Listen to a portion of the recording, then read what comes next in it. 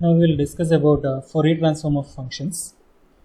Here I plan to introduce the concept of Fourier transform, how it is coming from the Fourier integral theorem, and I will give some examples of this Fourier transform of functions, and then we will discuss some of the properties with examples. So this is the whole thing. Okay, let us start. Now, as in the case of sine representation and sine transform and cosine transform, the Fourier transform is also derived from the famous Fourier integral theorem, which is the following. So, suppose f of x is a function defined on the set of all real numbers, which satisfy these three conditions, and then this function f of x can be written as integral 0 to infinity a omega cos omega x plus b omega sin omega x d omega, where a omega is given by this integral expression and b omega is given by this expression. Here we usually use f of x cos omega x dx, but I have written f of t cos omega t dt because in the theorem we will be using another variable, and it doesn't matter which variable you use here because it's a definite integral. So in a definite integral, the variable of integration doesn't affect the procedure. So you can use f of s or f of x or f of t or whatever you like. Okay, so we'll be using f of t cos omega t dt. Now the formula in the Fourier integral theorem can be rewritten like this: f of x equal to 1 by root of 2 pi integral minus infinity to infinity 1 by root of 2 pi integral minus infinity to infinity f of x e raised to minus I omega x dx e raised to plus I omega x d omega. And if you see the Fourier integral theorem, there are some differences. That is, instead of 1 by pi here, there is a 1 by root of 1 by 2 pi, and instead of cos omega x and sin omega x, you have e raised to I omega x. So how does it happen, or how can you derive it from the Fourier integral expression is the following. We are not interested in the derivation. You can skip this blue thing and go to directly the definition of Fourier transform. Okay, anyway, I would like to derive this from the Fourier integral representation. Okay, the Fourier integral representation says this. So this was the statement of the representation, and I have replaced this a omega and b omega by 1 by pi integral minus infinity f of t cos or sin omega t dt, which is given here, and I have used this for a omega and b omega and written here. So that's the first step. Now what you do is this 1 by pi is a common factor here, so you can take this 1 by pi outside. So that's the second step. And now it becomes integral 0 to infinity integral minus infinity to infinity f of t cos omega x dt, and this cos omega x can be taken inside because the integration is with respect to t here. So cos omega x is like a constant which can be taken in, or it can be taken out also, plus integral minus infinity to infinity. This bracket is a whole bracket. Okay, this has to be up to here. F of t sin omega x dt d omega. Here also I have taken this sin omega x inside because it acts like a constant when you integrate with respect to t. Now it becomes integral 1 by pi integral 0 to infinity integral minus infinity to infinity f of t into cos omega x plus sin omega x. This f of t is also common now, and this cos omega x plus sin omega x is written inside a bracket here. Okay, now this is of the form cos a cos b plus sin a sin b, which is the expansion of cos a minus b. So that's what I am going to use in the next step. So 1 by pi integral 0 to infinity integral minus infinity to infinity f of t into cos omega x minus omega t. This can also be written as cos omega into x minus t dt d omega. Okay, so this is what you get from this expression. You are just using the cos a minus b formula here. Cos a minus b is also equal to cos b minus a, because cos is an even function. Now you can read this thing inside, this f of t into cos omega x minus t as a function of omega or x or of t. Now if I treat it as a function of omega, then this f of t is, it has nothing to do with omega, and this x minus t also has nothing to do with omega. It's like a constant now. So cos is an even function, right? So here even if you replace this omega by minus omega, it will be still cos of minus omega is cos plus omega itself. So this will be an even function, because if you treat it as a function of omega, then even if you replace omega by minus omega, it is equal to omega itself, the function in omega itself. So f of minus x equal to f of x for every x implies that the function is an even function. So this is an even function in omega, and you know that for an even function, integral minus a to a, an even function, is equal to 2 times integral 0 to a, the same function. So I have used it slightly in a different way. That is, I have taken integral 0 to a of an even function can be written as 1 by 2. This 2 can be written here. So 1 by 2 integral minus a to a of the same function. Okay. So this 0 to infinity can be written as minus infinity to infinity. Of course, you need to provide a 1 by 2 here. So that's what is done in the next step. So 1 by 2 pi integral 0 to infinity has been written as integral minus infinity to infinity. Then integral minus infinity to infinity f of t into cos omega x minus t dt d omega is there. So plus another term is there. Okay. So where does this second term comes from? It is nothing but 0. That's why I have introduced here. It doesn't affect the value, because this is going to be plus I into 0. Why it is 0 is because if you treat this f of t into sine omega x minus t as a function of omega, then it's an odd function. And if you integrate a function, an odd function from minus a to a or minus infinity to infinity, the answer is 0. So this is going to be, the entire thing is going to be 0 here. But I want it here to introduce the function in terms of exponential function, e raised to.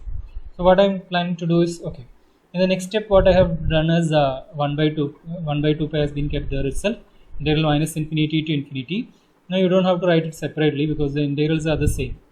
Both integrals are from minus infinity to infinity. So you can write it as f of t into cos omega x minus t plus, here is an I, right? This 1 by 2 pi is common. So I sine omega x minus t dt d omega.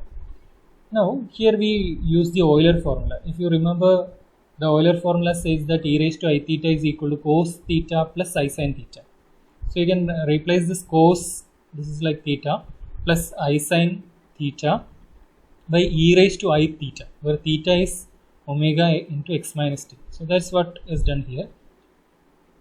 It's easy to get, right? So cos theta plus I sin theta is e raised to I theta.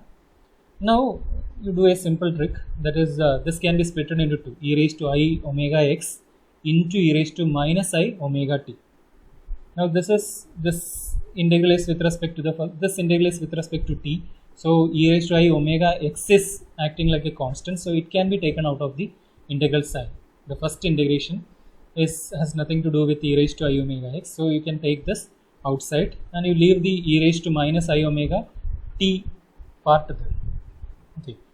Now the thing is, only you need to get the constants. So 1 by 2 pi, as in the case of sine transform and cosine transform, we will split it into 2, 1 by root of 2 pi into 1 by root of 2 pi, and you leave 1 by root of 2 pi there and take the other 1 by root of 2 pi into the inside the bracket.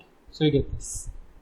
Okay, this is for the purpose of getting the result in Plancherel theorem, to get the norms of the functions equal. So this is how you get this expression from the Fourier integral representation. Okay, now we will be using only this expression to talk about the Fourier integral transform. Okay, so for defining the Fourier integral transform, what we do is we look inside the bracket. So what is done inside the bracket is f of x is multiplied with a function of omega and x, whereas omega is a new variable and it is integrated with respect to x, so that and evaluated from minus infinity to infinity. Once you evaluate this x out, what remains is a function of omega. So ultimately what happens inside the bracket is f of x is becoming a new function of omega inside this bracket. So once you evaluate this bracket function will contain only omega. So we will define this thing inside the bracket as the Fourier transform of f of x. So we define Fourier transform of f of x as 1 by root of 2 pi square root integral minus infinity to infinity f of x into e raised to minus I omega x dx. And we will be using the notation f cap omega for this function. This function is evaluated with respect to x, integrated with respect to x. So what remains is the variable omega. So what you get is a function of omega, and that function is taken as f cap of omega. F of x has a Fourier transform f cap of omega, and this script f is the notation for Fourier transform. So this can be read as Fourier transform of f of x is equal to f cap omega. So this is how we define the Fourier transform of functions. Now you can go back from f cap omega. So the question is about integral inverse transform. So once you have f cap omega, how to go back to f of x is the question. So for that you can again use this. So this is f cap omega, right? So now from f cap omega you need to go back to f of x. So that can be done easily. Why? Because this thing inside the bracket is your f cap omega. So from f cap omega to f of x you can use the expression like this: f of x equal to 1 by root of 2 pi integral minus infinity to infinity. This is f cap omega into e raised to I omega x d omega. So that's equal to f of x. So you can go back from f cap omega to f of x using this formula. So this formula is called as the Fourier inverse transform or inverse Fourier transform. So f inverse f cap omega is defined as root of 1 by root 2 pi integral minus infinity to infinity f cap omega into e raised to I omega x d omega. So this will be giving you f of x back from this f cap omega. So this is the definition of inverse Fourier transform. So sometimes if you are not using the variable, we will be just using script f of a function f as f cap, and f inverse of f cap as f. So f is going as f cap under Fourier transform, and to go back from f cap to f you can use f inverse. So this is the notation that we will be using in some cases. Now the question is for which kind of functions the Fourier transform is guaranteed to exist. So there are two conditions which can guarantee that a given function f of x on R is having a Fourier transform. So they are this condition, that is, one is absolutely integrability on R, that is integral minus infinity to infinity mod f of x dx should be a finite number. That's what we mean by saying absolutely integrable. And the second condition is the function has to be, f of x has to be piecewise continuous on every finite subinterval. That is, instead of taking from minus infinity to infinity, you take any finite subinterval like a comma b, then the function should have at most a finite number of discontinuity points. So if the function has these two conditions, then the Fourier transform is sure to exist. So this is just a condition which ensures that the Fourier transform exists. Now we will see some examples for the Fourier transforms. So first example is that of e raised to minus ax for x greater than 0. And when I write this, I assume that from minus infinity to 0, the function is 0. For positive x only, f of x is e raised to minus ax, otherwise it is 0. So we'll see the solution. So Fourier of f of x, which is by notation it is f cap omega, it is defined as root of 1 by 2 pi integral, actually from minus infinity to infinity, but here x is positive, it is, if x is negative it is 0, right? So you don't have to integrate from minus infinity to plus infinity. Instead of that you can integrate from 0 to infinity, because in the negative part it is 0. So So e raised to minus ax into e raised to minus I omega x dx. So this is f of x here. So f of x into e raised to minus I omega x dx will give you the Fourier transform with this root sin etc. So here now I'll club these two and I'll write e raised to minus a plus I omega into x dx. Okay, this two can be clubbed and the minus sign is taken outside.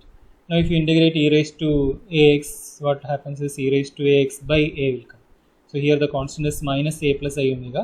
So the integral will be giving you e raised to minus a plus I omega x by minus of a plus I omega integrated from 0 to infinity. But you know that e raised to minus infinity is 0. So the upper limit will become 0 and the lower limit is lower value is 0, right? So if you put 0 here, then e raised to 0 is 1. So 1 by, it will be 0 minus 1 by minus a plus I omega. So minus of minus will be plus. So you will be having root of 1 by 2 pi into 1 by a plus I omega. This is the Fourier transform of e raised to minus ax for x greater than 0.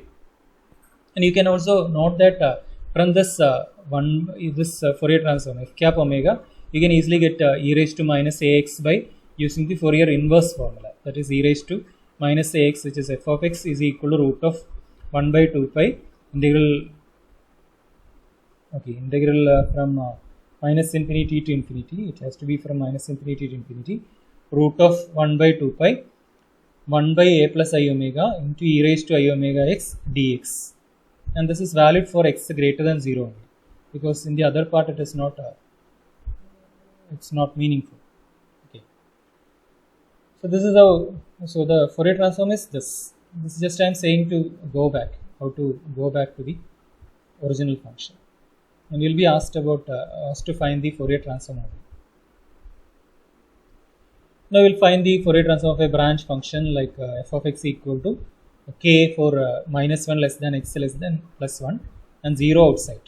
So f cap omega, you are asked to find the Fourier transform. So f cap omega is again root of 1 by 2 pi integral minus 1 to 1 k into e raised to minus I omega x dx. K is a constant, so which can be taken out. So integral e raised to minus I omega x will become e raised to minus I omega x divided by minus I omega. You put plus 1 and minus 1. So you get first it will be minus sign in the top, e raised to minus of I omega into 1 minus e raised to plus I omega. But denominator there is a minus sign. So they will get they will get interchanged. So it will be e raised to I omega. You just evaluate it. Put 1 and minus 1, see what happens. So once you eradicate this negative sign, then it will be e raised to I omega minus e raised to minus I omega divided by plus I omega. That I omega I have kept outside and this k also is kept outside, root of 1 by 2 pi. Now in order to bring this sine function, what I do is I know that sine theta is equal to e raised to I theta minus e raised to minus I theta divided by 2i. So I will introduce 2i here and I will cancel this out.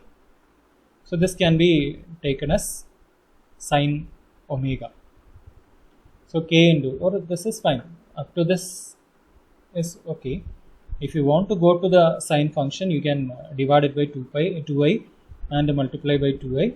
Then this I and this I will get cancelled, and here this 2 and this root 2 will get cancelled, by giving you root 2 in the numerator. So k into root of 2 by pi sine omega by omega will be the answer. This itself will do. Okay, you don't have to introduce this 2i, but for going to sine omega you need to divide by 2i and multiply by 2i.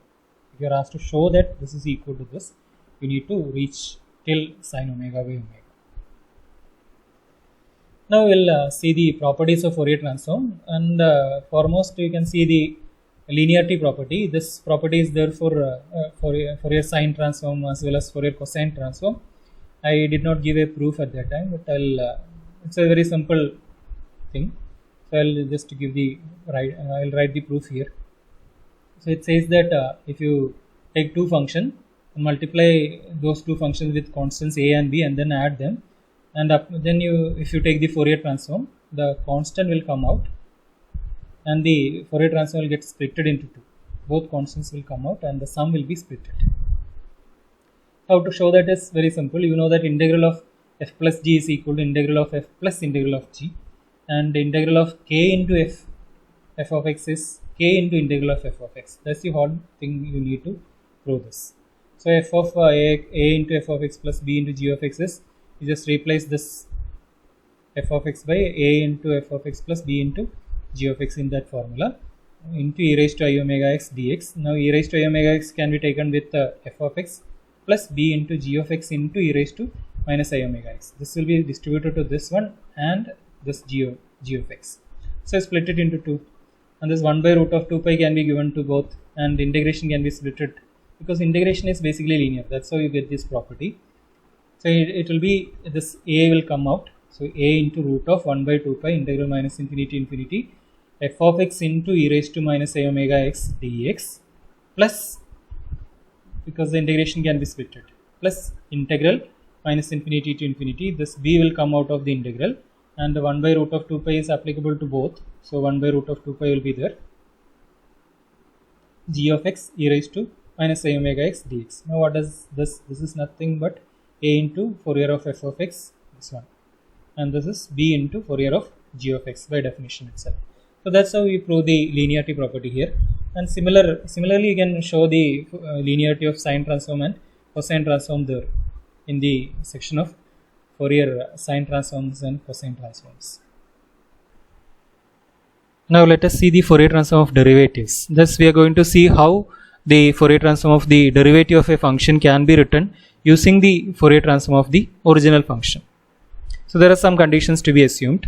The first condition is f of x should be continuous on R, and the second condition is the function has to be differentiable, because you are talking about f dash x, so f of x has to be differentiable, and of course it has to be continuous. Differentiability implies continuity, and this here it should be f dash x.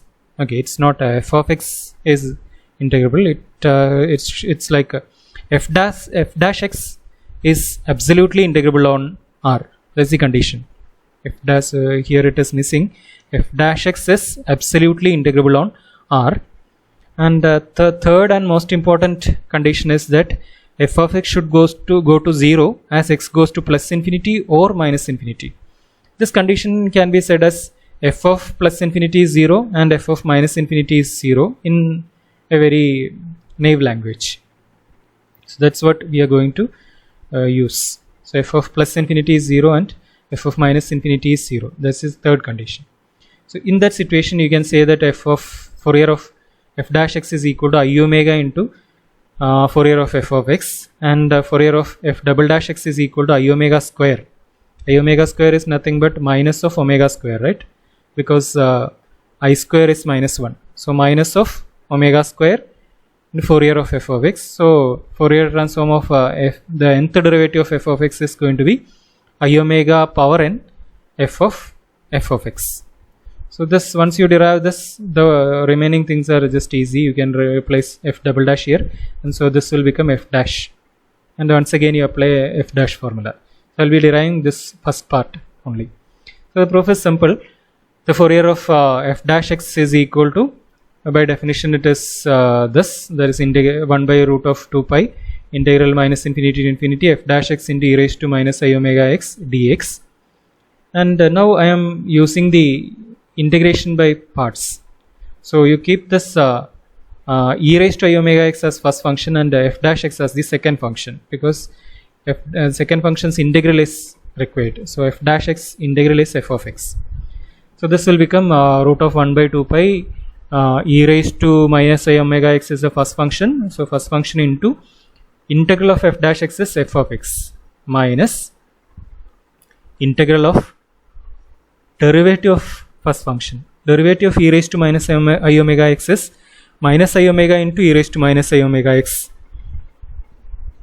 and the integral of f dash x is f of x. So there will be a minus of minus I omega integral minus infinity to f of x into e raised to minus I omega x dx. And now you need to evaluate it from this expression. The first expression has to be evaluated from minus infinity to infinity. For that, if you put infinity for this, then f of infinity is 0, right? From here this condition, and when you put it as minus infinity, then again f of minus infinity is also 0. So the first integral will first expression will vanish. So what remains is plus I omega into integral minus infinity to infinity f of x into e raised to minus I omega x dx, which is nothing but the Fourier transform. Of course, this 1 by root of 2 pi will be coming inside here. 1 by root of 2 pi integral minus infinity to infinity f of x e raised to minus I omega x dx. This is f of x. So I omega will be there. Now you can easily derive these two.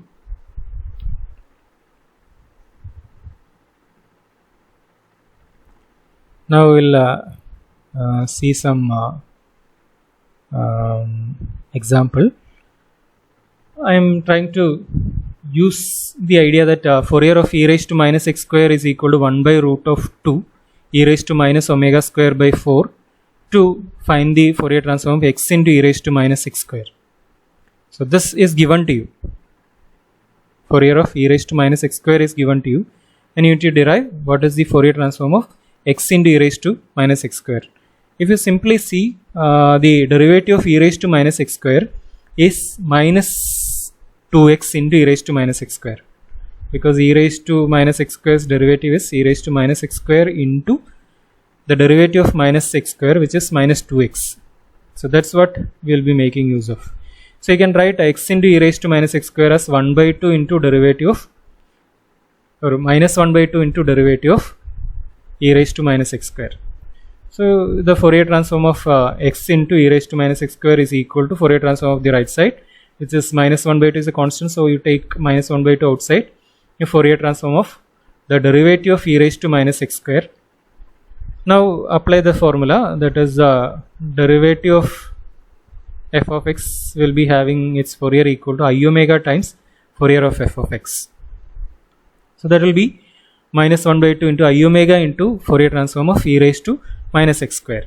Now you just apply e raised to minus x square's Fourier transform is 1 by root of 2 into e raised to minus omega square by 4, and you get the answer. So this is how you can make use of the derivative formula here. Now, as in the case of Fourier sine transform and cosine transform, you can take the Fourier transform of the convolution of two functions f and g, and the Fourier transform will be equal to the product of the Fourier transform of the individual function, that is Fourier of f of x into Fourier of g of x multiplied with root of 2 pi. If you see the Fourier sine transform and cosine transform, it was like Fourier sine transform of f star g is equal to Fourier sine transform of f of x into Fourier transform of g of x, but here there is a constant appearing. It's because of the formula. Now this also helps you in finding the Fourier inverse of, there should be an e here. It helps you in Fourier transform of f of x into Fourier transform of g of x is Fourier transform of f star g. So if you want to find the Fourier inverse of the product, it is nothing but 1 by root of 2 pi into 1 by root of 2 pi into f star g, if you take f to right side. Okay, so this is what the use of this convolution theorem, and I will not be discussing the proof of convolution theorem. And now this is a table which gives you the Fourier transform of some of the functions. So just to keep in mind that Fourier transforms have been derived for so many functions, and similarly you can find the formula table for Fourier. Okay, first one was Fourier cosine transform, and this is f cap c of omega. Fourier cosine transform is given here, and this table gives you the Fourier transform of certain functions, and again another formula gives you the Fourier sine transform of functions. So that's all about Fourier transforms. Thank you.